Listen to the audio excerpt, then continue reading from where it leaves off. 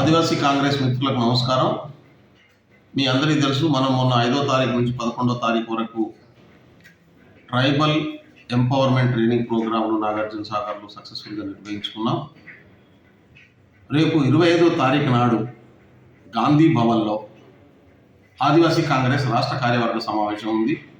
భవిష్యత్తు కార్యాచరణ, ఏఐసిసి తీసుకున్నటువంటి నిర్ణయాల్ని మన పిసిసి అధ్యక్షులు మహేష్ కుమార్ గౌడ్ గారి సూచన మేరకు డైరెక్షన్లో తెలంగాణలో ఆదివాసీ కాంగ్రెస్ తరఫున 10 ఉమ్మడి జిల్లాల్లో ప్రత్యేకమైనటువంటి శిక్షణా తరగతులను ఆదివాసీ కార్యకర్తలకు నిర్వహించడం కోసం నిర్ణయం తీసుకున్నది. అందులో భాగంగా ఎట్లా చేయాలి, ఎట్లా ముందుకు పోదాం అనేటటువంటి విషయాల మీద చర్చించి మనం కార్యాచరణ నిర్ణయించుకున్నాం. దానికోసం రేపు 25వ తారీఖు నాడు ఉదయం 10 గంటలకు గాంధీ భవన్లో మన రాష్ట్ర కార్యవర్గ సమావేశం, ముఖ్యుల సమావేశం ఉంటుంది. కాబట్టి రాష్ట్ర కార్యవర్గ సభ్యులు, జిల్లా అధ్యక్షులు తప్పకుండా హాజరు కావాల్సిందిగా కోరుతారు.